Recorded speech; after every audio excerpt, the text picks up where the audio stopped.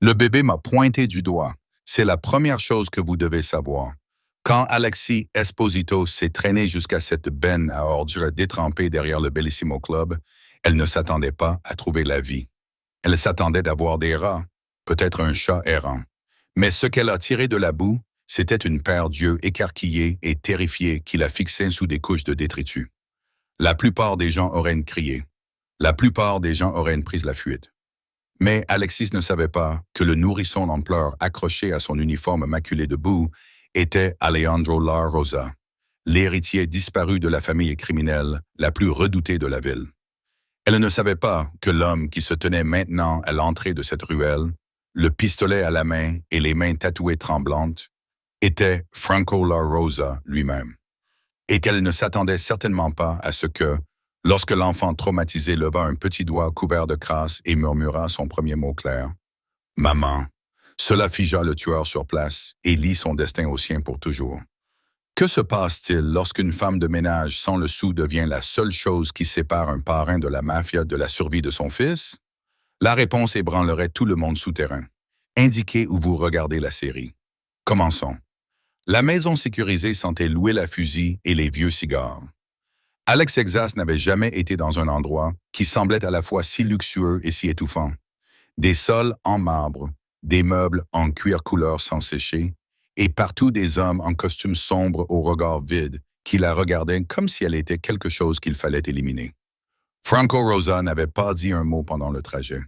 Il s'était contenté de lui attraper le bras de sa main tatouée, d'arracher Alessandro de sa poitrine de l'autre et de les pousser tous les deux à l'arrière d'un SUV noir. Le bébé avait hurlé. Mon Dieu, comme il avait hurlé, d'un cri si sauvage et primitif que même le chauffeur avait sursauté. Franco s'était figé, ses yeux froids passant du nourrisson à Alexis, avant de finalement lui rendre l'enfant à contre-cœur. Alessandro avait enfoui son visage dans son cou, ses petites poings agrippant son uniforme sale, comme si elle était la seule chose solide au monde. Maintenant, ils étaient assis face à face dans une pièce sans fenêtre. Franco derrière un bureau. Alexis sur une chaise qui ressemblait davantage à un siège d'interrogatoire. Alessandra dormait dans ses bras. Sa respiration était enfin régulière. Une petite main emmêlée dans ses cheveux. Commencez par le début. La voix de Franco était calme. Trop calme. Le genre de calme qui précède la violence. Alexis déglutit. Sa gorge était irritée par la pluie, par les cris, par la terreur qui s'était accumulée dans sa poitrine depuis le moment où elle avait vu le pistolet. Je travaille au Bellissimo en double équipe. Je sortais les poubelles quand j'ai entendu des pleurs. Au début, j'ai cru que c'était un chat. Mais ensuite, vous voulez me faire croire que vous avez simplement trouvé mon fils dans une benne à ordures? Franco se pencha en avant et Alexis put voir les tatouages qui remontaient depuis son col. Des roses, des épines, des noms qu'elle ne pouvait pas lire. Vous voulez me faire croire que vous n'avez rien à voir avec le fait qu'il se trouvait là? Je ne savais même pas qui il était. Les mots sortirent plus durs qu'elle ne l'aurait voulu. Alejandro remua contre son épaule et elle se força à baisser la voix. « Je ne vous ai jamais vu de ma vie. Je ne sais rien de votre famille ni de vos affaires. Alors, pourquoi vous a-t-il appelé maman? » La question resta en suspens comme de la fumée. Alexis se posait la même question depuis 1 heure. Elle baissa les yeux vers le bébé, son visage couvert de larmes et la saleté encore collée à sa grenouillère rouge. Je ne sais pas. Peut-être est-il confus. Peut-être est-il traumatisé. Peut-être avez-vous pris soin de lui. Franco se leva et soudain, la pièce sembla plus petite. Il contourna le bureau avec la grâce d'un prédateur, s'arrêtant juste assez près pour qu'Alexis puisse sentir son eau de Cologne. Un parfum sombre et coûteux qui lui noua l'estomac. Peut-être que quelqu'un vous a payé pour l'enlever. Peut-être que vous l'avez gardé tout ce temps et que ce soir n'était qu'une mise en scène. Une performance destinée à me faire croire que vous êtes une sorte de héroïne. Les mains d'Alexis se crispèrent autour d'Alejandro. Si je l'avais kidnappé, pourquoi aurais-je grimpé dans une benne à ordures pour le sortir de là? Pour effacer tes traces, pour gagner ma confiance. Franco s'accroupit jusqu'à ce qu'il soigne à la même hauteur, et Alexis se força à ne pas détourner le regard, à se rapprocher de moi. Je ne veux pas être près de toi. La colère la surprit. Elle brûlait à travers la peur, chaude et soudaine. Je ne veux pas être ici. Je veux rentrer chez moi. Je veux prendre une douche et oublier tout ce cauchemar. Mais je ne peux pas, parce que ce bébé, ton bébé, ne veut pas me lâcher. Comme s'il avait entendu, Alessandro ouvrit les yeux. Il regarda Franco et son visage se crispa. La baleine commença à pousser un cri grave, qui se transforma en quelque chose qui ressemblait à un cri de déchirement. Franco tendit la main vers lui et les cris s'intensifièrent. Le bébé donna des coups du pied, se détournant de son père, son petit visage devenant violet à force de crier. Alessandro, la voix de Franco se brisa. Juste un peu. Juste assez, Alessandro. C'est moi. C'est papa. Mais le bébé s'en moquait. Il s'enfonça plus profondément dans la poitrine d'Alexis, sanglotant avec un tel désespoir que ses propres yeux se mirent à brûler. Elle le berça instinctivement, murmurant des mots sans queue ni tête. Et lentement, très lentement, les pleurs se transformèrent en sanglots. Franco recula. Il serrait les mâchoires, les mains crispées en poing le long du corps. Pendant un long moment, il se contenta de les fixer. Son fils et l'étrangère que son fils avait choisi. « Test ADN », dit-il finalement. « Nous saurons demain matin si vous mentez au sujet de votre maternité. » « Je ne suis pas sa mère. » La voix d'Alexis était désormais ferme. « C'est certain, mais pour l'instant, je suis la seule personne qu'il veut. » Les yeux de Franco lancèrent une lueur dangereuse. Une lueur qui pouvait être de la colère ou de la douleur. « Alors tu resteras ici avec lui jusqu'à ce que je comprenne ce qui se passe. Et si je refuse, le sourire que Franco lui adressa n'atteignit pas ses yeux. Tu ne le feras pas. Les résultats du test ADN arrivèrent à l'aube. Franco fit glisser le papier sur la table du petit déjeuner sans un mot, les yeux cernés par la fatigue d'une nuit blanche passée à arpenter les couloirs. Alexis prit le document d'une main tout en équilibrant Alessandro sur sa hanche de l'autre. Le bébé mâchouillait un morceau de pain grillé, satisfait pour la première fois depuis qu'elle l'avait trouvé. Probabilité de maternité, 0%. Satisfaite, Alexis posa le papier et croisa le regard de Franco. Elle avait passé la nuit dans une chambre d'amis plus grande que tout son appartement, vêtue de vêtements empruntés qui coûtaient probablement plus cher que ce qu'elle gagnait en un mois. Chaque fois qu'elle avait essayé de mettre Alessandro dans son berceau, il s'était réveillé en hurlant. Elle avait finalement abandonné et l'avait laissé dormir sur sa poitrine, son petit corps se soulevant et s'abaissant au rythme de sa respiration. Franco ne répondit pas. Il observait son fils, observait la façon dont Alessandro se blottissait contre Alexis, comme si elle était la gravité même. Le médecin dit que c'est un trouble de l'attachement, un lien traumatique avec la première personne qui lui a apporté la sécurité après l'enfer qu'il a traversé. « Alors, tu me crois maintenant? »« Je crois la science, » répondit Franco en tapotant la table du bout des doigts. Mais cela ne répond pas à la question de savoir qui l'a enlevé, ni pourquoi quelqu'un de ma propre organisation a pu le jeter comme un déchet. Ces mots étaient assez tranchants pour blesser. Alexis avait rassemblé suffisamment d'informations à partir des conversations chuchotées entre les hommes de Franco pour comprendre l'essentiel. Alejandro avait été enlevé de sa chambre d'enfant 3 jours auparavant. Aucune demande de rançon, aucun corps, il avait simplement disparu comme s'il n'avait jamais existé. Et puis, d'une manière ou d'une autre, il avait fini dans une benne à ordures derrière un club appartenant à la famille de Franco. Quelqu'un à l'intérieur l'avait trahi. Quelqu'un de proche, je dois les trouver.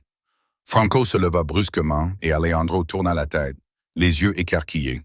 Et quand je les aurai trouvés, je veux être sûr que mon fils est en sécurité. Alors engage une nounou, un garde du corps, quelqu'un de qualifié. Alexis souleva Alessandro plus haut sur sa hanche. Je ne peux pas. Il ne laisse personne d'autre le toucher. La voix de Franco était neutre, définitive. Nous avons essayé. Hier soir, pendant que vous dormiez, j'ai demandé à 3 personnes différentes d'essayer de le tenir. Une infirmière pédiatrique, ma propre sœur et même sa mère. Alexis eut un pincement au cœur. Sa mère, Sofia, mon ex-femme. Franco serra les mâchoires. Elle est partie quand Alessandra avait 6 mois. Elle ne voulait pas de cette vie. Elle ne voulait pas de cette responsabilité. Mais quand elle a appris qu'il avait disparu, elle est revenue. Larmes, excuses, tout le tralala. Il regarda Alexis avec quelque chose qui pouvait être du respect ou du ressentiment. Il hurla dans ses bras comme si elle était une étrangère. Mais toi, tu es la seule qu'il veut. Alessandro choisit ce moment pour saisir le visage d'Alexis de ses deux mains collantes, pressant son front contre le sien dans un geste si confiant qu'il lui fit mal au cœur. Elle s'était répétée 100 fois depuis la nuit dernière que ce n'était pas son problème, qu'elle devait partir tant qu'elle le pouvait encore. Mais chaque fois qu'elle regardait ses yeux sombres, elle voyait la benne à ordures. La pluie, la façon dont il avait été jeté comme s'il n'était rien. « J'ai un travail, dit-elle doucement. Un appartement, une vie sans garde armée, ni vitre par balle. Avait. Franco sortit une enveloppe de sa veste et la posa sur la table. J'ai racheté ton contrat de travail au Bellissimo. Ton propriétaire a été indemnisé pour le reste de ton bail, plus les dommages et intérêts. Tes affaires sont en train d'être emballées au moment où nous parlons. Tu ne peux pas simplement. La voix d'Alexis s'éleva et Alessandro gémit. Elle se força à respirer. Tu ne peux pas contrôler toute ma vie. Je n'essaye pas de la contrôler. Franco ouvrit l'enveloppe et en sortit une feuille de papier. Un contrat. J'essaye de la sauver. Et mes fils parce que ceux qui voulaient sa mort sont toujours là dehors et qu'ils vont réessayer. Le contrat était simple, brutalement simple. Agir en tant que principal responsable d'Alejandro La Rosa. Durée jusqu'à ce que la menace soit éliminée. Rémunération, 1 million de dollars. Alexis fixa le chiffre jusqu'à ce qu'il cesse de ressembler à des mots et commence à ressembler à un avenir. Un avenir où elle ne nettoierait plus les toilettes, où elle ne serait plus à un corps de travail manqué de l'expulsion, où elle pourrait se permettre de soigner la carrière qui lui faisait mal au dos depuis 6 mois. « Vous vivrez ici, » poursuivit Franco. Son ton était désormais professionnel, clinique, sécurité totale, suite privée, accès à tout ce dont Alessandro avait besoin, vous rendrez compte directement à moi, à personne d'autre. Et quand vous aurez trouvé le coupable, quand la menace aura disparu, l'expression de Franco s'assombrit, alors vous serez libre de partir avec assez d'argent pour ne plus jamais travailler de votre vie. Alessandro marmonna quelque chose et tapota la joue d'Alexis. Elle baissa les yeux vers lui, vers cet enfant qu'il avait choisi pour des raisons qu'aucun d'eux ne comprenait, et sentit la décision s'ancrer en elle comme du béton. Je veux une garantie écrite que je peux partir quand je le souhaite, que si cet arrangement ne fonctionne pas, je partirai avec une compensation proportionnelle au temps passé ici. La bouche de Franco esquissa quelque chose qui n'était pas tout à fait un sourire. Intelligent, il sortit un stylo et le fit glisser sur la table. « Signez en bas. » Alexis prit le stylo. Sa main tremblait légèrement tandis qu'elle écrivait son nom. « Si vous m'écoutez toujours, ma femme a dit que je n'atteindrai pas les 4000 abonnés. J'ai besoin que vous lui prouviez qu'elle a tort. Merci pour cela. Continuons. » La robe n'était pas la bonne. Alexis l'a su dès qu'elle est entrée dans la salle à manger et qu'elle a vu le regard que lui a lancé la maîtresse de maison de Franco, une femme aux cheveux argentés nommée Claudia. Ce n'était ni du dégoût, ni de la pitié. C'était pire. C'était du mépris, comme si Alexis était une tâche qui finirait par disparaître. Le petit déjeuner est servi à 8 heures pile, mademoiselle Esposito. La voix de Claudia aurait pu couper du verre. L'aube n'apprécie pas les retards. Il était 8h03. Alexis avait passé les 20 dernières minutes à essayer de convaincre Alessandro de porter de vrais vêtements au lieu d'une simple couche, une bataille qu'elle avait perdue de manière spectaculaire. À présent, le bébé était assis sur sa hanche, vêtu uniquement d'une chemise de nuit, détruisant joyeusement un croissant et mettant du beurre dans ses cheveux. Noté. Alexis se glissa sur la chaise en face de Franco, qui lisait quelque chose sur son téléphone et n'avait pas levé les yeux. Elle vivait dans le complexe La Rosa depuis 3 jours et se sentait déjà comme une imposteur dans un musée. Tout ici était fragile, coûteux, inadapté à quelqu'un dont la plus belle tenue avant cette semaine était un uniforme avec le nom de quelqu'un d'autre brodé dessus. La robe en soie bleu pâle que Claudia lui avait préparée ce matin-là était magnifique. Elle était également conçue pour quelqu'un qui savait comment la porter. Alexis n'arrêtait pas de tirer sur l'encolure, hyper consciente de la quantité de peau qu'elle dévoilait, de son apparence si différente de celle de la femme qui avait sorti un bébé d'une benne à ordures. « Vous semblez mal à l'aise », dit Franco d'une voix qui la fit sursauter. Il la regardait maintenant. Ses yeux sombres suivaient chacun de ses gestes nerveux. « Je vais bien. Tu tires sur ta robe comme si elle t'attaquait. Elle coûte plus cher que ma voiture. » Alexis abandonna et laissa retomber sa main.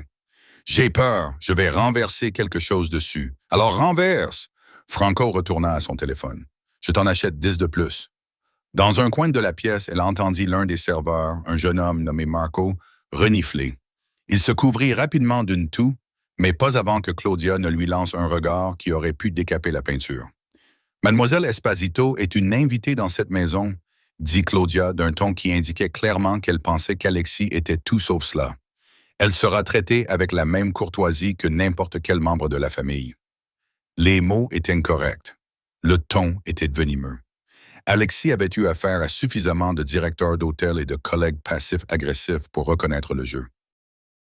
Elle était mise à l'épreuve, jugée indigne par des gens qui gagnaient probablement plus en un an qu'elle n'avait vu dans toute sa vie, mais qui avaient quand même besoin de lui rappeler qu'elle n'était pas à sa place. Elle aurait pu laisser passer, garder la tête baissée et se concentrer sur Alejandro. Mais elle avait entendu la conversation dans la cuisine cet après-midi-là. Tu as vu ce qu'elle portait au petit déjeuner? C'est comme mettre de la soie à un chat de gouttière. Franco a perdu la tête. D'abord Sofia, maintenant ça. Au moins, Sofia savait quelle fourchette utiliser. Je lui donne une semaine avant qu'il se lasse de jouer à la dinette et qu'il la renvoie dans le caniveau où il l'a trouvée. Alessandre faisait la sieste dans sa poussette. Alexis était sur le point de passer devant la cuisine sans s'arrêter, mais ses mots l'ont figé sur place. Elle s'est arrêtée dans l'embrasure de la porte et les trois femmes au comptoir, Claudia, la sœur de Marco et une autre femme de chambre, dont Alexis ne connaissait pas le nom, se sont tues. Vous avez raison, a dit Alexis doucement. Je ne sais pas quelle fourchette utiliser. Je ne sais pas marcher avec des talons sans ressembler à un bébé girafe. Et je ne sais certainement pas comment survivre dans un monde où les gens jettent leurs enfants à la poubelle parce qu'ils les dérangent. Elle entra dans la cuisine et les trois femmes reculèrent instinctivement. Mais je sais qu'Alejandro est en vie parce que je me suis moqué de me salir. Parce que je suis monté dans cette benne à ordures alors que vous tous, alors que tous les membres de sa famille n'ont rien fait. Comment osez-vous? S'écria Claudia. Mais Alexis n'avait pas fini. Je ne suis pas ici parce que je le veux. Je suis ici parce que ce bébé à l'étage a besoin de quelqu'un qui le fasse passer avant tout. Pas le nom de la famille, pas l'héritage, lui. Sa voix tremblait maintenant, mais elle s'en moquait. Vous pouvez donc vous moquer de mes vêtements, de mes manières et de tout ce qui vous fait vous sentir supérieur. Mais si jamais je vous entends parler de me renvoyer dans le caniveau alors que la vie d'Alessandro est toujours menacée, nous aurons une conversation très différente. Le silence qui suivit fut absolu. Puis, derrière elle, des applaudissements lents. Franco se tenait dans l'embrasure de la porte, toujours vêtu du costume qu'il avait porté pour la réunion qui l'avait retenu toute la matinée. Son expression était indéchiffrable, mais il y avait quelque chose dans ses yeux qui pouvait être de l'approbation. Claudia, vous pouvez disposer pour aujourd'hui. Son ton ne laissait aucune place à la discussion. La sœur de Marco. Comment vous appelez-vous? Valentina. Don La Rosa. Valentina, vous travaillerez dans l'aile Est jusqu'à nouvel ordre, loin de Mademoiselle Esposito et de mon fils. Le regard de Franco se porta sur la troisième femme qui semblait vouloir disparaître dans le marbre. Vous avez droit à un seul avertissement. Je ne donne pas ceux de seconde chance. Les femmes se dispersèrent comme des oiseaux. Franco entra dans la cuisine, suffisamment près pour qu'Alexis puisse à nouveau sentir son eau de Cologne. Ce même parfum sombre et coûteux qui lui faisait penser à des choses dangereuses. La robe est très bien, dit-il doucement. Mais la prochaine fois que quelqu'un te met mal à l'aise, viens me voir d'abord. Je peux me défendre tout seul, je sais. Le coin de sa bouche se releva, presque en un sourire. C'est pour ça que tu es toujours là. Alejandro s'était enfin endormi après avoir pleuré pendant 1 heure. La poussée dentaire, avait dit le pédiatre, comme si ce simple mot pouvait expliquer pourquoi le bébé avait sangloté, comme si son cœur se brisait. Alexis avait fait des tours dans la chambre d'enfant jusqu'à en avoir mal aux pieds, chantant toutes les berceuses dont elle se souvenait vaguement depuis son enfance, jusqu'à ce que sa respiration se stabilise enfin et qu'il relâche son étreinte sur sa chemise. Elle se tenait maintenant sur le balcon de sa suite, désespérée de respirer un air qui ne sentait pas la poudre pour bébé et la fatigue. Le complexe s'étendait sous ses yeux, avec ses jardins soignés et ses lumières de sécurité qui transformaient la nuit en quelque chose d'artificiel. Elle était ici depuis 1 semaine et déjà, Le monde extérieur lui semblait appartenir à une autre vie. Tu devrais dormir. Alexis ne se retourna pas. Elle s'était habituée à la façon dont Franco apparaissait sans prévenir, se déplaçant dans sa propre maison comme un fantôme. Toi aussi. Je ne dors pas beaucoup. Il s'approcha d'elle sur le balcon et elle sentit l'odeur du whisky sous son eau de Cologne. Franco n'était pas ivre, il était trop maître de lui pour cela, mais il était détendu, fatigué d'une manière qu'elle n'avait jamais vue auparavant. Pas depuis qu'Alessandro avait été enlevé. Ils restèrent silencieux pendant un moment. L'air nocturne était suffisamment frais pour lui donner la chair de poule, mais Alexis ne bougea pas. Il y avait quelque chose de presque paisible dans cette situation, dans le fait d'exister dans le même espace sans la tension habituelle qui crépitait entre eux pendant la journée. Je peux te poser une question? Les mots sortirent d'avant qu'elle ne puisse les retenir. Franco serra légèrement la mâchoire, mais il acquiesça. Les tatouages. Alexis fit un geste vague vers ses avant-bras, visible maintenant qu'il avait retroussé les manches de sa chemise. Ont-ils une signification? Ou sont-ils juste, quoi, une décoration? Il n'y avait aucune agressivité dans la question, juste de la curiosité. Tu crois que je me suis fait tatouer pour l'esthétique? Je ne sais pas quoi penser de toi. Cet aveu lui semblait dangereux. C'est vrai, tu es un mystère enveloppé dans des costumes coûteux et des menaces de mort. Franco expira, dans un son qui pouvait être de l'amusement. Il tendit son bras droit, le tournant pour qu'elle puisse voir les roses qui s'enroulaient de son poignet à son coude. Des fleurs rouges foncées entrelacées d'épines suffisamment acérées pour faire couler le sang. Ma mère, Rosa, elle est morte quand j'avais 12 ans, d'un cancer. Alexis regarda de plus près. Entre les épines étaient inscrits des noms d'une écriture si délicate qu'il avait dû falloir des heures pour les tracer. Ta grand-mère, continua Franco en désignant l'un d'eux. Mon oncle Marco, mon frère Antonio. Son doigt s'arrêta sur un nom qui fit légèrement trembler sa voix. Ma fille, Lucia. Le monde bascula. Tu as une fille? Tu avais? Franco retira son bras, mais pas avant qu'Alexis ait vu sa main trembler. Elle avait 6 mois. Une pneumonie. Le médecin a dit que ça avait été rapide, qu'elle n'avait pas souffert. Mais Il s'arrêta, dégluti. C'est un mensonge qu'ils racontent aux parents pour qu'on puisse dormir la nuit. Franco, je suis tellement... Non. Le mot était assez tranchant pour couper. Je n'ai pas besoin de compassion. J'ai besoin que tu comprennes pourquoi je ne peux pas perdre Alessandro aussi. Il se tourna vers elle et à la lumière de la lune, elle pouvait voir l'épuisement gravé dans chaque ride de son visage. Lucia est morte dans mes bras. Je l'ai senti rendre son dernier souffle. Et j'ai juré que je ne me sentirais plus jamais aussi impuissant. La gorge d'Alexis s'est serrée. C'est pour ça que toi et Sophia m'a reproché. Elle m'a dit, si j'avais été un père normal, si nous avions mené une vie normale, les médecins l'auraient détecté plus tôt. Elle avait peut-être raison. Franco baissa les yeux vers ses mains, couvertes d'encre comme d'une armure. Elle est partie 2 mois après les funérailles, emmenant Alessandra avec elle au début, mais le chagrin l'a brisée, elle aussi. Elle l'a ramené ici quand il avait 9 mois et a disparu. Je pensais que l'élever seul me tuerait. Et puis quelqu'un a vraiment essayé de le tuer, et j'ai réalisé que je ne savais absolument rien sur le fait d'être père. La confession planait entre eux, crue et douloureuse. Alexis avait passé la semaine dernière à considérer Franco comme intouchable, dangereux, un homme qui pouvait claquer des doigts et faire disparaître des gens. Mais maintenant, debout devant elle, les manches retroussées et sans défense, il avait l'air de ce qu'il était, un père terrifié à l'idée d'échouer à nouveau. « Tu n'es pas impuissant, » dit Alexis doucement. « Tu fais tout ce que tu peux pour le protéger. » « Vraiment? Parce que de mon point de vue, je paye un étranger pour élever mon fils parce qu'il ne peut même pas me regarder sans pleurer. » L'amertume dans la voix de Franco était palpable. Quel genre de père cela fait-il de moi? Le genre qui fait passer les besoins de son enfant avant sa fierté. Alexis tendit la main sans réfléchir et toucha la rose sur son avant-bras, suivant le contour d'un pétale. Ce ne sont pas seulement des tatouages, ce sont des promesses. La preuve que tu te souviens, que tu les portes en toi. Franco se figea sous son toucher.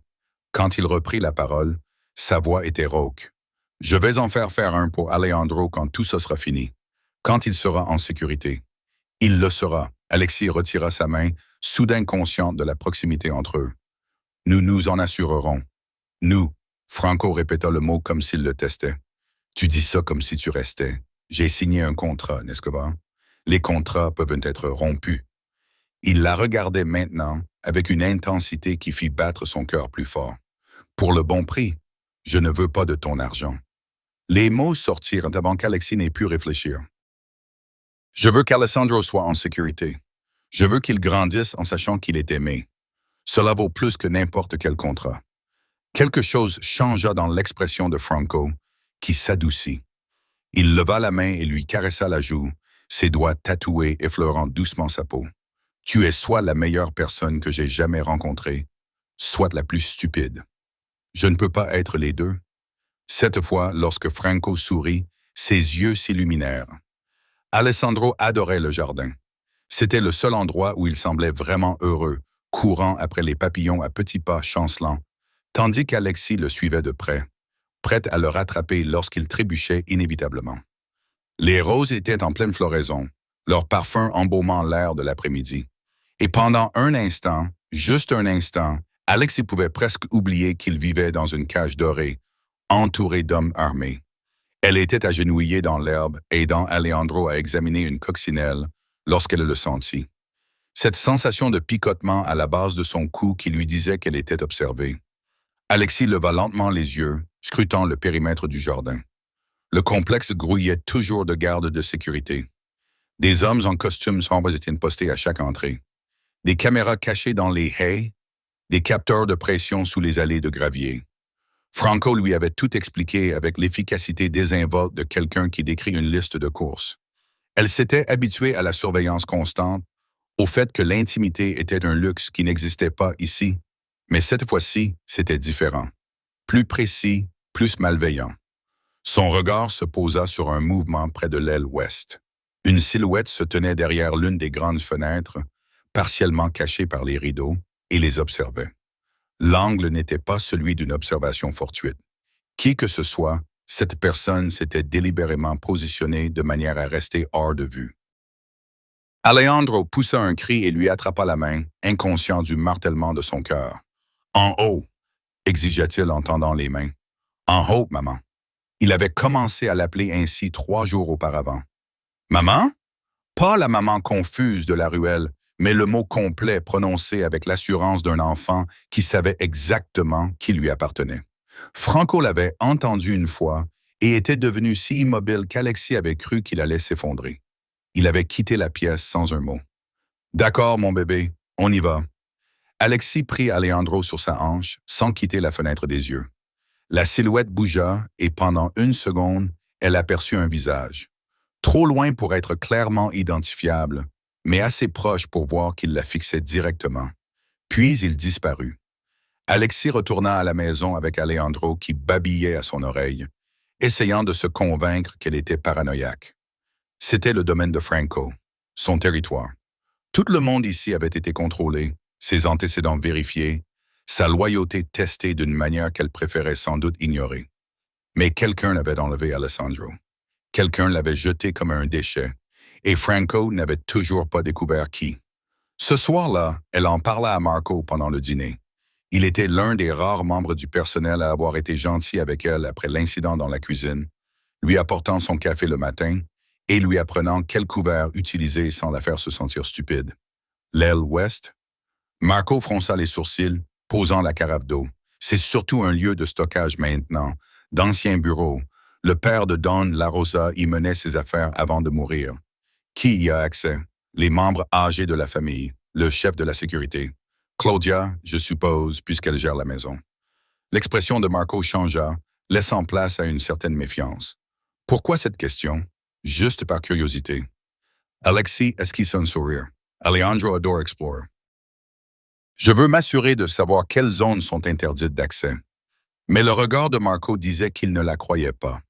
Il jeta un coup d'œil vers la porte où se tenait l'un des gardes de Franco, toujours à l'écoute, toujours vigilant. Mademoiselle Esposito, si quelque chose vous inquiète, vous devriez en parler directement à Franco. C'était un bon conseil, logique, mais quelque chose en elle se rebellait à cette idée. Elle avait déjà bouleversé toute la vie de Franco, l'avait déjà forcé à accepter le fait que son fils préférait un étranger à son propre père. Le déranger avec des ombres et de la paranoïa lui semblait franchir une nouvelle ligne.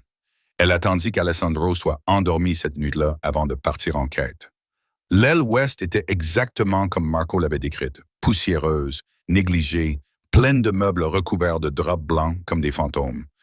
Mais alors qu'Alexis traversait les pièces, la lampe torche de son téléphone perçant l'obscurité, elle remarqua quelque chose d'étrange. Des empreintes de pas fraîches dans la poussière, menant à la fenêtre où elle avait vu la silhouette. Son sang se glaça. Elle suivit la trace jusqu'à un petit bureau au bout du couloir. La porte était en bois et à l'intérieur, elle pouvait voir des papiers éparpillés sur un bureau. Alexis poussa la porte pour l'ouvrir complètement, la main tremblante, et leva son téléphone. Des dizaines de photos étaient punaisées au mur comme dans un sanctuaire. Alessandro nouveau-né, Alejandro dans sa chambre, Alejandro en train de pleurer, de dormir, de manger. Et au centre, écrit au marqueur rouge sur un calendrier, des dates entourées avec des notes dans les marges. Nounou renvoyé. Nouvel itinéraire pour aller chez le pédiatre. Changement d'équipe de sécurité. Quelqu'un avait planifié cela depuis des mois, documentant chaque détail de la vie d'Alessandro, attendant le moment idéal pour frapper, et cette personne était toujours là. Alexis entendit les pas derrière elle trop tard. Elle se retourna, mais une main lui couvrit la bouche et elle sentit la pression froide du métal contre ses côtes. « Tu aurais dû t'occuper de tes affaires », siffla une voix à son oreille. Une femme familière. « Maintenant, tu vas venir avec moi sans faire de bruit ou le bébé meurt ce soir. » Le cri d'Alexis mourut dans sa gorge lorsqu'elle reconnut la voix. Claudia. Le pistolet appuya plus fort contre les côtes d'Alexis, et le souffle de Claudia était chaud contre son oreille. « Bouge !» Elles marchèrent dans les couloirs sombres de l'aile ouest. Claudia serrait fermement le bras d'Alexis. Tous ses instincts lui criaient de se battre, de courir. Mais le pistolet était une promesse froide contre son flanc, et tout ce à quoi elle pouvait penser était Alessandro qui dormait 3 étages au-dessus d'eux, vulnérable et inconscient. Pourquoi? La voix d'Alexis était étranglée. Pourquoi lui friez-vous du mal? Vous travaillez pour cette famille depuis 20 ans. Le rire de Claudia était amer. 20 ans à regarder le père de Franco bâtir un empire, puis à regarder Franco le détruire presque avec sa faiblesse. Sofia, ce bébé mort et maintenant ça, faire entrer une domestique dans la famille comme si elle était quelque chose de précieux au lieu d'un déchet qu'il a ramassé dans la rue. Elles avaient maintenant atteint le rez-de-chaussée. Le couloir en marbre s'étendait devant elles, éclairé par de faibles lumières de sécurité. Claudia la dirigea vers le bureau privé de Franco, et la confusion d'Alexis se transforma en panique. « Qu'est-ce qu'on fait? Tais-toi! » Claudia la poussa en avant, et Alexis trébucha dans le bureau. La pièce était exactement comme Franco l'avait laissée. Des papiers sur le bureau, un verre de whisky à moitié vide, sa veste posée sur la chaise, et là, sur la table d'appoint, se trouvait la bague de la mère de Franco. Un anneau en or rose avec un rubis unique qu'il gardait dans un écrin en velours et qu'il lui avait montré une fois lorsqu'elle lui avait posé des questions sur le prénom Rosa. Claudia sortit la bague de son écrin et la glissa dans la main d'Alexis, refermant ses doigts dessus. « Tiens ça, qui es-tu? » La gifle fut si rapide qu'Alexis ne la vit pas venir. Sa tête fut projetée sur le côté et elle sentit le goût du sang. Avant qu'elle n'ait pu se remettre, Claudia lui avait tiré la main vers le haut, appuyant ses doigts contre la bague, l'écrin, le bureau, laissant des empreintes partout. Parfait. Claudia recula et soudain, le pistolet avait disparu, caché.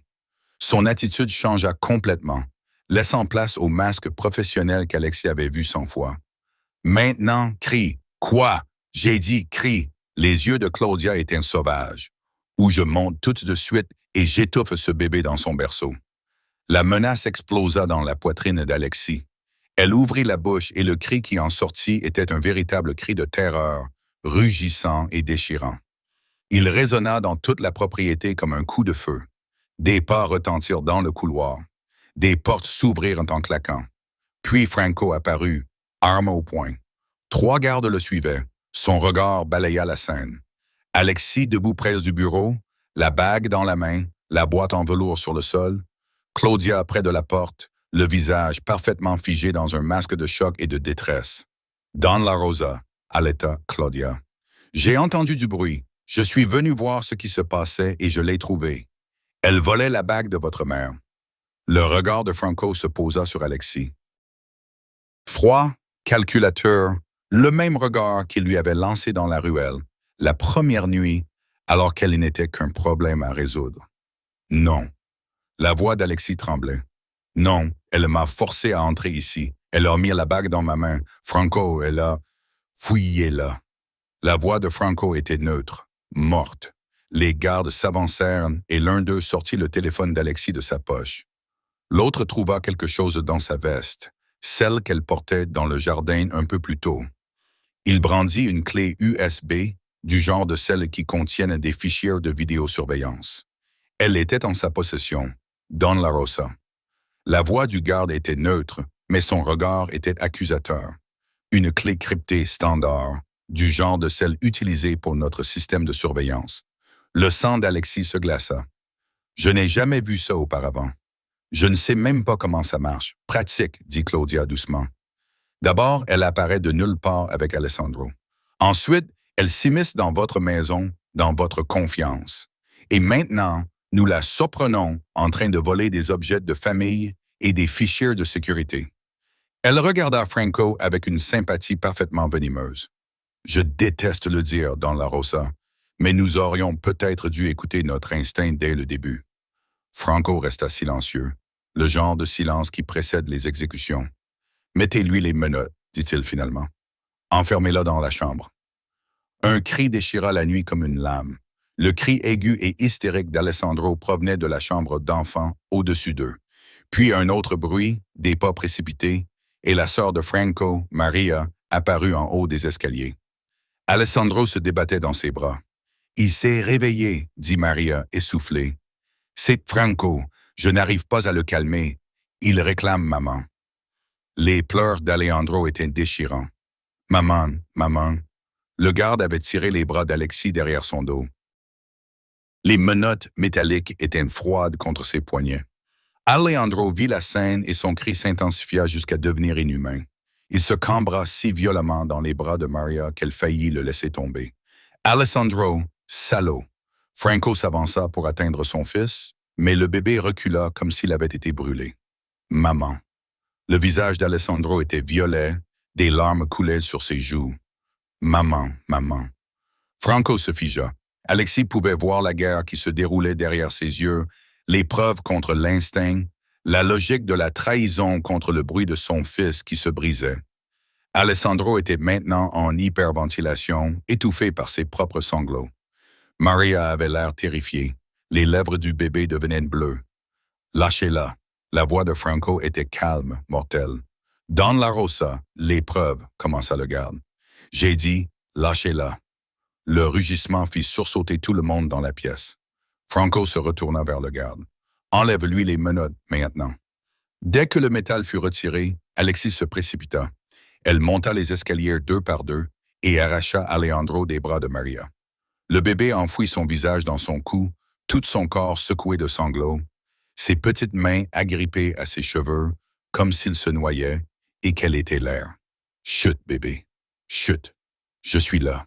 Je suis là. » Alexis le berça et lentement, très lentement, les cris se transformèrent en sanglots, puis en gémissements, puis en une respiration haletante d'épuisement. Franco se tenait au bas de l'escalier, les regardant son fils s'accrocher à une femme accusée d'avoir tout trahi, et Alexis vit le moment où il fit son choix. « Tout le monde dehors, » dit Franco, « sauf toi, Claudia. Tu restes. » La décision de transférer Alejandro dans le complexe secondaire fut prise à 3 heures du matin. Franco avait passé 2 heures à interroger Claudia dans son bureau. Sa voix était trop basse pour qu'Alexis puisse l'entendre à travers la lourde porte, mais le coup de feu à la fin était indubitable. Quand il était sorti, sa chemise blanche était tachée de rouge et ses yeux étaient vides. Elle a parlé, c'est tout ce qu'il avait dit. « Nous partons dans 1 heure. » Alexis était assise à l'arrière d'un SUV blindé. Alejandro était attaché dans son siège à côté d'elle, regardant les lumières de la ville défiler derrière les vitres par balles. Franco était sur le siège passager, son téléphone collé à l'oreille, orchestrant quelque chose en italien rapide. 2 autres SUV les flanquaient, l'un devant, l'autre derrière, remplis de gardes, dont elle avait appris à reconnaître les visages au cours des 2 dernières semaines. « C'est loin ?» demanda Alexis, la main posée sur la jambe d'Alejandro. Le bébé s'était enfin rendormi, épuisé par le chaos de la nuit. 40 minutes. Franco lui jeta un coup d'œil. La maison est isolée, facile à défendre. Nous y serons en sécurité jusqu'à ce que j'aie fini de faire le ménage. Faire le ménage. Quelle expression stérile pour désigner ce qu'il voulait dire. Claudia avait renoncé à donner des noms avant de mourir. Les membres de la propre organisation de Franco qui avaient aidé à planifier l'enlèvement d'Alessandro. Des gens qui avaient décidé que le chagrin et la faiblesse de Franco faisaient de lui un handicap, que la famille serait plus forte sans lui, sans son fils. L'embuscade eut lieu sur le pont. L'instant d'avant, ils traversaient le Verzano, l'eau noire et infinie sous leurs pieds. L'instant d'après, le SUV de tête explosa dans une boule de feu qui transforma la nuit en jour. Leur chauffeur freina brusquement, mais il était trop tard. Une camionnette les a percutés par derrière avec une force suffisante pour que la tête d'Alexis heurte la vitre. Alejandro s'est réveillé en hurlant et le monde est devenu chaotique. Des coupes de feu, des vitres brisées, des hommes qui criaient. La voix de Franco qui hurlait des ordres alors qu'il ripostait à travers le pare-brise brisé. « Baissez-vous !» Franco s'est retourné sur son siège, essayant de les protéger tous les deux. Mais un autre impact fit tourner leur SUV. Alexis se jeta sur le siège auto d'Alejandro, sentant le verre pleuvoir sur son dos, entendant les balles transpercer le métal comme s'il s'agissait de papier. Le SUV heurta le garde-corps du pont et s'arrêta. La fumée envahit l'habitacle. Les oreilles d'Alexis bourdonnaient, sa vision était trouble. Mais Alessandre criait toujours, ce qui signifiait qu'il était vivant, ce qui signifiait qu'elle devait bouger. Il fallait partir. Franco était déjà sorti et traînait leur chauffeur, inconscient ou mort. Alexis ne pouvait pas le dire depuis le siège avant. Alexis tâtonnait maintenant avec le siège auto d'Alessandro. Ses mains tremblaient tellement qu'elle arrivait à peine à détacher la boucle. D'autres coupes de feu. Plus proches maintenant. Elle pouvait entendre des bottes sur le bitume, des voix qui se coordonnaient dans l'obscurité. Combien? 6? 10? Franco apparut à sa porte, l'ouvrant brusquement. Prends-le et cours vers le poste de contrôle sud. Ne t'arrête pas. Ne te retourne pas. Et ça? Il pressa quelque chose de froid et de lourd dans sa main. Un pistolet. Alexis le regarda comme s'il lui avait tendu un serpent. Je ne sais pas comment viser et appuyer sur la gâchette. Les yeux de Franco étaient sauvages, désespérés. La sécurité est désactivée. Si quelqu'un d'autre que moi s'approche de toi, tu tires. Compris? Alexis acquiesça, bien qu'elle ne comprit rien d'autre que la terreur. Elle tira Alessandro de son siège, le bébé s'accrochant à elle comme un animal effrayé, et courut. Le poste de contrôle était à 100 mètres. Cela aurait tout aussi bien pu être 100 kilomètres. Ses jambes étaient comme du coton. Le poids d'Alessandro la déséquilibrait, et derrière elle, les coups de feu s'intensifiaient jusqu'à devenir une véritable bataille. Elle ne regarda pas en arrière. Franco lui avait dit de ne pas se retourner. Elle avait parcouru 50 mètres lorsqu'une silhouette sortit de derrière un véhicule en feu. C'était un jeune homme, peut-être 25 ans, vêtu d'un gilet pare-balles et armé d'un fusil d'assaut qui semblait tout droit sorti d'une zone de guerre. Son regard se posa sur Alejandro et Alexis vit son intention se cristalliser en action. Son corps réagit avant que son cerveau ne comprenne. Elle leva le fusil d'une main tout en serrant Alessandro de l'autre. Et lorsque le fusil de l'homme commença à se diriger vers eux, elle appuya sur la détente. Le recul la fit presque tomber en arrière. Le bruit était assourdissant. Mais l'homme trébucha, se saisissant l'épaule, et Alexis appuya sur la détente encore et encore jusqu'à ce qu'il tombe et reste à terre. Elle resta figée, le pistolet toujours pointé sur le corps de l'homme, incapable de réaliser ce qu'elle venait de faire. Alejandro sanglotait contre sa poitrine, et quelque part derrière elle, Franco continuait de se battre, et elle ne bougeait pas. La voix de Franco la sortit de sa paralysie. Il courait vers elle, du sang coulant d'une coupure au-dessus de son œil. « Alexis, bouge !» 2 autres hommes arrivaient. Elle pouvait les voir sprinter sur le pont, armes levées. Il n'y avait pas le temps de réfléchir, seulement le temps de courir. Franco les rattrapa et prit Alessandro dans ses bras, son autre main agrippant celle d'Alexis et la tirant vers l'avant. Ils coururent ensemble à travers la fumée et le feu, et Alexis garda son arme pointée, même si son bras tout entier tremblait, même si elle sentait son âme se briser sous le poids de ce qu'elle venait de faire. Le poste de contrôle se profilait devant eux, avec ses barrières en béton et ses policiers armés réagissant au chaos. Ils étaient presque en sécurité. Derrière eux, un moteur rugit. Franco poussa Alessandro dans ses bras et se retourna, levant son arme. « Fais-le sortir d'ici. » Franco part. Alexis courut les 30 dernières mètres et trébucha dans les bras d'un policier qui l'attira derrière la barrière. Elle se retourna juste à temps pour voir Franco debout seul au milieu du pont, se découpant sur les véhicules en feu, tirant sur la camionnette qui fonçait sur lui. Puis le monde explosa dans une déflagration de lumière et de bruit, et elle ne vit plus rien. Franco survécut de justesse à l'explosion. Alexis avait regardé depuis derrière la barrière de police les ambulanciers le sortir des décombres, inconscient, ensanglanté, mais respirant. Ils l'ont chargé dans une ambulance tandis qu'elle se tenait debout, serrant Alejandro dans ses bras, tous deux couverts de fumée et de sang qui n'était pas le leur. Et elle a réalisé avec une clarté qui lui donnait l'impression de se noyer qu'elle ne pouvait pas le perdre. Pas Franco, pas l'homme qui était devenu plus que le monstre qu'elle avait rencontré pour la première fois dans cette ruelle. L'hôpital était en proie au chaos. Les agents fédéraux, la police de New York et les hommes fidèles à Franco formaient un périmètre autour de sa chambre comme s'il était le président. Et malgré tout cela, Alessandro refusait de la lâcher, son petit corps tremblant à chaque bruit fort, ses yeux trop grands et trop compréhensifs pour un enfant si jeune. C'est la sœur de Franco, Maria, qui leur a finalement donné la pièce manquante. Elle était venue dans la salle d'attente privée où Alexis avait été isolé, le visage pâle et tiré. Il est réveillé. Il vous demande, vous deux. Franco avait l'air épouvantable, bandé, couvert de bleu, relié à des machines qui émettaient le rythme régulier de son cœur. Mais ses yeux étaient vifs quand Alexis entra avec Alejandro, suivant leurs mouvements à travers la pièce, avec la concentration d'un prédateur. Vous avez tiré sur quelqu'un. Ce n'était pas une question. Alexis acquiesça, ne faisant pas confiance à sa voix. Elle avait tué un homme. Cette pensée lui restait en travers de la gorge comme un poison, et même en se répétant sans cesse qu'il s'agissait de légitime défense, elle n'arrivait pas à l'accepter. Bien. Franco tendit de la main, et après un moment d'hésitation, Alexis la prit. Sa poigne était faible, mais assurée.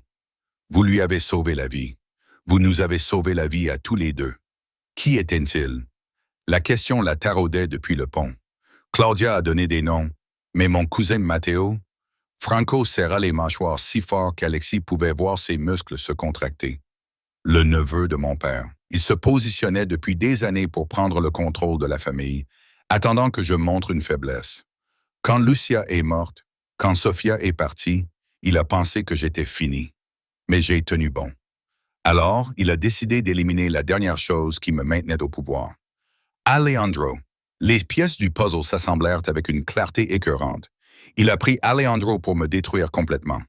Soit je mourrais de chagrin, soit je deviendrais si instable que la famille m'éliminerait elle-même. Franco regarda son fils et quelque chose dans son expression se brisa. Il a presque réussi. Si tu ne l'avais pas trouvé, un coup à la porte les interrompit. L'un des gardes de Franco entra, le visage sombre. « Don La Roa, nous avons localisé Matteo. Il demande à vous rencontrer. Il dit que si vous ne venez pas seul, il commencera à tuer des civils. » Franco essaya de se redresser, mais Alexis le repoussa. « Tu peux à peine te tenir debout. Tu n'iras nulle part, il m'attend, alors il mourra à ma place. » Les mots sortirent avant qu'Alexis ne les ait complètement formulés. Mais une fois prononcés, elle sut qu'ils étaient justes. Il ne me connaît pas. Il ne sait pas de quoi je suis capable. C'est un avantage. Absolument pas. La voix de Franco était calme. Je ne te laisserai pas faire. Tu n'as pas à me laisser faire quoi que ce soit. Alexis croisa son regard. J'ai signé un contrat pour protéger Alessandro. Cela signifie que je dois arrêter ceux qui veulent sa mort. Tous. Le silence s'étira entre eux, lourd de tout ce qu'ils n'avaient pas dit. Finalement, Franco regarda son garde. Où? Au Bissimo, dans la ruelle derrière le club. Bien sûr, ce serait là, là où tout avait commencé, là où Alexis avait sorti un bébé d'une benne à ordures et changé le cours de leur vie à tous. Équipez-la, dit Franco. L'équipe tactique est en position et si quelque chose tourne mal, nous nous retirons immédiatement, termina le garde. Compris. La ruelle était exactement la même. La même benne à ordures, le même trottoir luisant de pluie, la même odeur de détritus et de désespoir. Mais Alexis était différente maintenant. Elle n'était plus la femme de ménage épuisée dans son uniforme souillé. Elle portait un gilet pare-balles sous la veste de Franco, avait un pistolet collé contre la colonne vertébrale et une oreillette qui lui transmettait les instructions de l'équipe tactique cachée sur les toits environnants. Matteo attendait près de la benne à ordures et sa ressemblance avec Franco était frappante. Même traits anguleux, mêmes yeux sombres. Mais là où le visage de Franco portait toutes les cicatrices et toutes les pertes, celui de Matteo était lisse, sans marque, celui d'un homme qui n'avait jamais payé le prix du pouvoir qu'il désirait. Eh bien, Matteo souriait de toutes ses dents. Le célèbre domestique, Franco l'avait envoyé à sa place au lieu de m'affronter lui-même. Alexis se força à ne pas réagir. Il est à l'hôpital, grâce à vous. Un revers temporaire. Matteo s'approcha et la main d'Alexis se porta instinctivement vers son arme. Il le remarqua et rit. « Je t'en prie. Tu crois que j'ai peur d'une racaille qui joue aux soldats? J'ai 20 hommes postés autour de ce pâté de maison. Un faux pas et ils peindront ces murs avec toi. Alors pourquoi demander une rencontre? » Alexis garda une voix calme. « Si tu voulais ma mort, je serais morte. Parce que je veux que Franco regarde. » Matteo sortit son téléphone et le tourna vers elle. Une vidéo en direct de la chambre d'hôpital de Franco, où Alessandro dormait dans un fauteuil à côté du lit de son père. Je veux qu'il voie ce qui arrive quand on envoie un civil faire le travail d'un professionnel. Quand tu mourras, ce bébé deviendra orphelin, et les orphelins sont si faciles à perdre. La menace se cristallisa en une rage froide et limpide. Alexis avait tué un homme sur ce pont.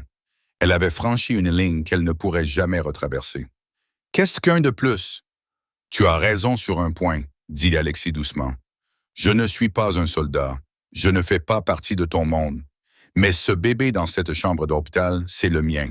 Et je brûlerai tout ce que tu aimes avant de te laisser le toucher à nouveau. Elle sortit son arme.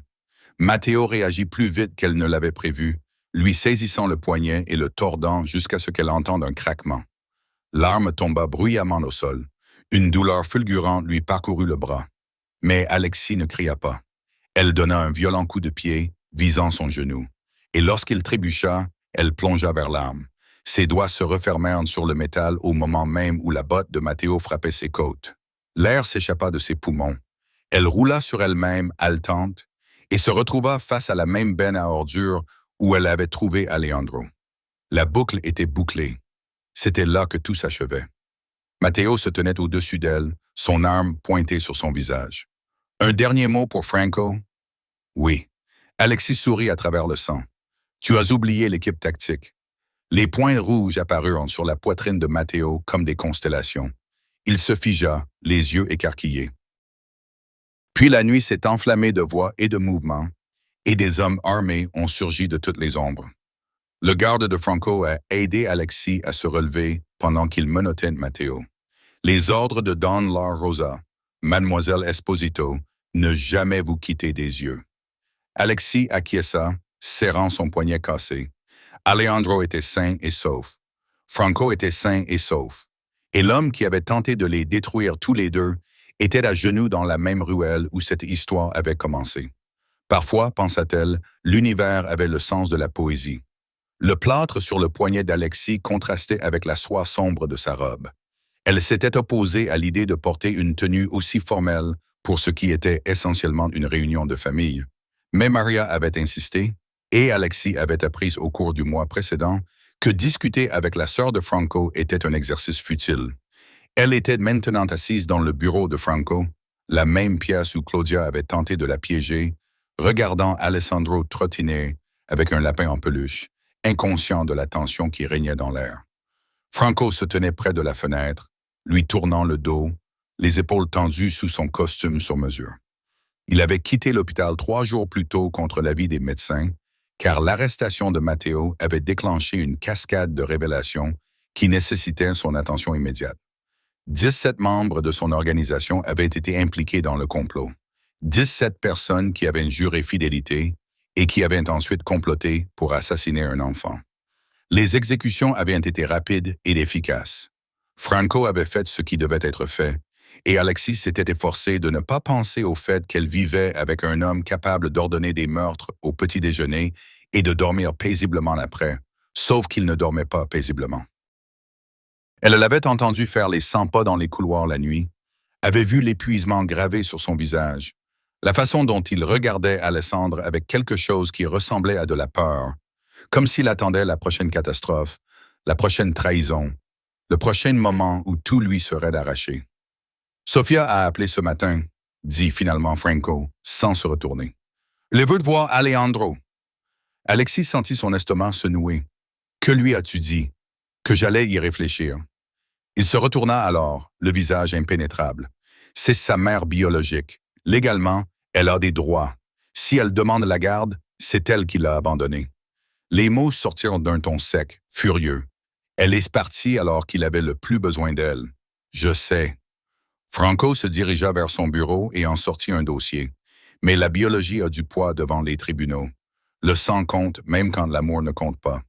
Il ouvrit le dossier et fit glisser un document sur le bureau. Les papiers d'adoption. Le nom d'Alexis était déjà inscrit en tant que parent potentiel. Alessandro Esposito La Rosa. Qu'est-ce que c'est? La voix d'Alexis était étranglée. Un choix. Franco s'assit sur le bord du bureau, suffisamment près pour qu'elle puisse voir les mèches argentées dans ses cheveux bruns, les nouvelles rides autour de ses yeux. L'arrestation de Matteo a fait la une des journaux nationaux. Le FBI enquête sur toute la famille. Les services sociaux ont des questions sur la prise en charge d'Alessandro, sur les raisons de sa disparition pendant 3 jours, sur le fait que sa mère biologique est absente et que son père est un criminel notoire.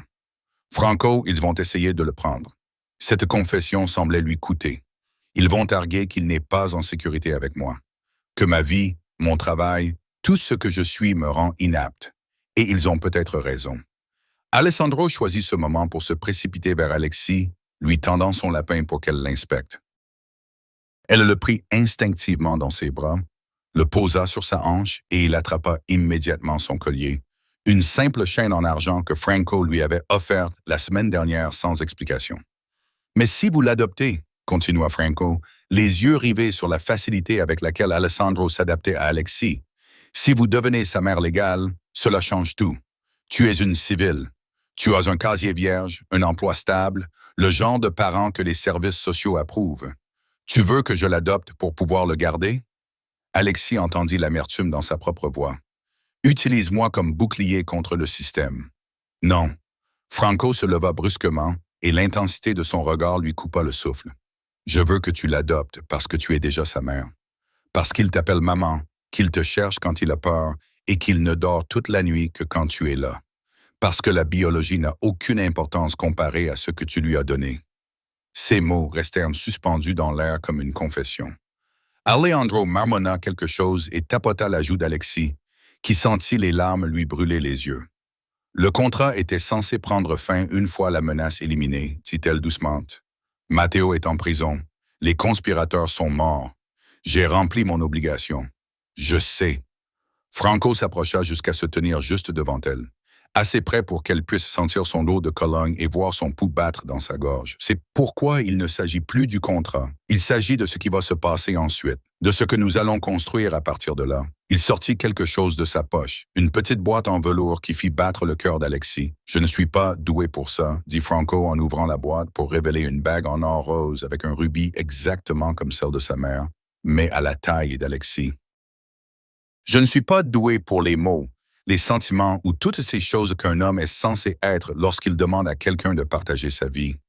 Mais je sais ce que je vois quand je vous regarde, toi et Alessandro, ensemble. Je sais que tu l'as sauvé de toutes les manières qui comptent. Et je sais qu'à un moment donné, tu m'as sauvé moi aussi. Franco, épouse-moi. » Ces mots étaient durs, désespérés. Pas à cause du contrat, de l'adoption ou de ce que pensent les services sociaux. Épouse-moi parce qu'Alejandro a besoin d'une mère et que j'ai besoin que sa voix se brise. J'ai besoin que vous restiez, tous les deux. J'ai besoin de savoir que quand je me réveillerai, vous serez toujours là, que ce n'est pas temporaire, que je n'ai pas déjà perdu la meilleure chose qui me soit arrivée. Alexis baissa les yeux vers Alejandro, qui jouait avec son collier, parfaitement satisfait. Puis elle regarda Franco, cet homme qui avait pointé une arme sur elle dans une ruelle et qui était devenu, d'une manière ou d'une autre, le centre de son univers. J'ai tué quelqu'un pour lui, murmura-t-elle. Sur ce pont, j'ai tué un homme pour protéger Alejandro. Je sais, je ne suis plus la même personne que lorsque tu m'as trouvé. Moi non plus. Franco tendit la main et lui prit le visage entre ses mains tatouées, son pouce essuyant d'une larme qu'elle n'avait pas remarquée. Nous avons tous deux changé à cause de cela, à cause de lui, à cause l'un de l'autre. La question est de savoir si nous sommes assez courageux pour voir où ce changement nous mènera. Alejandro attrapa la boîte contenant la bague et poussa un cri de joie, essayant de la mettre dans sa bouche. Franco la lui reprit doucement et sortit la bague, la tenant entre eux. Alors, qu'en dis-tu, Alexis Esposito? Veux-tu être la mère d'Alessandro? Veux-tu être ma femme? Me laisseras-tu passer le reste de ma vie à essayer de te mériter? Alexis regarda la bague, Franco, Alessandro, qui les observait tous les deux avec ses yeux incroyablement sombres, comme s'il comprenait exactement ce qui se passait. Elle repensa à la benne à ordures, à la ruelle, au moment où un bébé l'avait pointé du doigt et avait dit « Maman », réécrivant ainsi toute son existence. Parfois, l'univers n'avait pas seulement le sens de la poésie. Parfois, il avait le sens de la justice. « Oui », dit-elle, et le sourire de Franco était éblouissant. « Oui à tout. » Il glissa la bague à son doigt et Alessandro applaudit comme s'il avait orchestré toute la scène. Et lorsque Franco les serra tous les deux dans ses bras, qu'il pressa son front contre le sien et murmura « Merci » comme une prière, Alexis réalisa qu'elle s'était trompée sur un point. Ce n'était pas elle qui les avait sauvés, ils s'étaient sauvés mutuellement. La ruelle où tout avait commencé avait désormais une signification différente. 6 mois après le mariage, Alexis se tenait là avec Alejandro, qui marchait désormais d'un pas assuré et parlait couramment, et Franco, dont la main reposait, chaude et solide, sur le bas de son dos. Ils étaient venus dévoiler une plaque, un mémorial financé par la famille La Rosa pour un nouveau centre communautaire dédié à la protection de l'enfance et au service de réunification familiale. « Pourquoi ici, maman ?» demanda Alejandro en tirant sur sa main. Alexis s'agenouilla à sa hauteur, écartant les boucles brunes de son front. « Parce que c'est ici que j'ai appris que la famille, ce n'est pas d'où tu viens, mon chéri. C'est ceux qui sont là quand tu as le plus besoin d'eux. » Franco avait passé les mois qui avaient suivi l'emprisonnement de Matteo à transformer bien plus que sa relation avec Alexis. Il avait réorienté une partie de son empire commercial légitime vers des causes qui lui tenaient à cœur. La réforme du placement familial, le soutien aux parents célibataires, les programmes pour les enfants à risque. Cela n'effacerait pas son passé, mais c'était un pas vers la construction d'un avenir meilleur pour Alejandro. Avant, je pensais que le sang était tout, dit Franco doucement, en regardant les ouvriers accrocher l'enseigne du centre.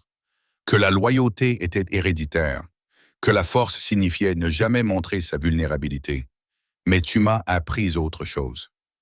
Alexis leva les yeux vers lui, cet homme qui avait pointé une arme sur elle, puis lui avait donné son cœur. Tu m'as appris que la vraie force, c'est de choisir l'amour même quand il te terrifie.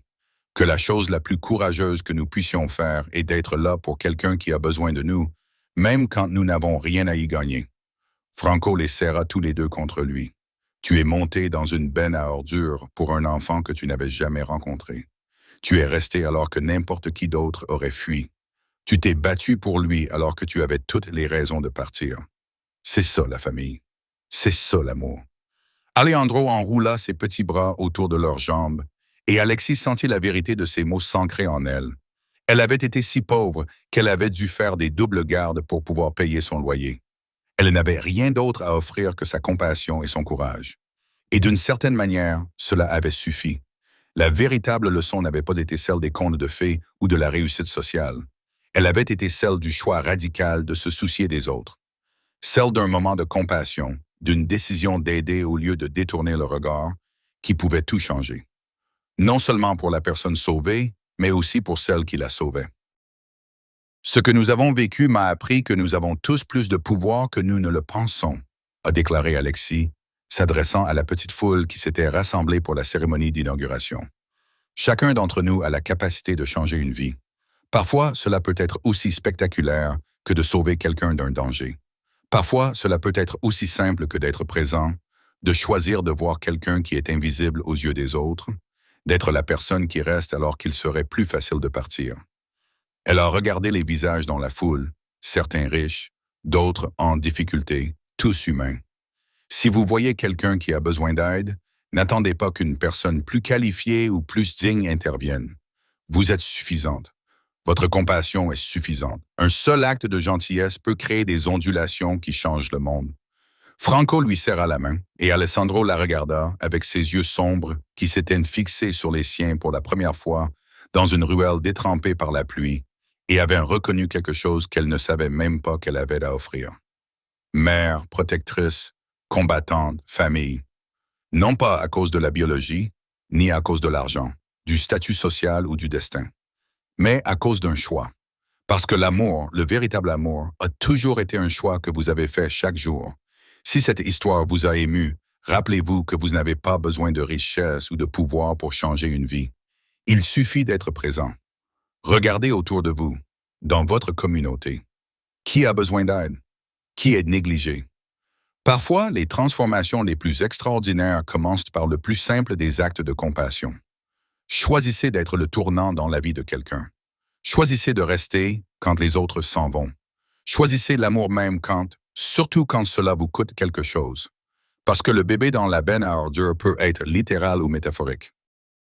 Mais quelque part, en ce moment même, quelqu'un attend une personne assez courageuse pour le voir, assez courageuse pour l'aider, assez courageuse pour rester. Serez-vous cette personne?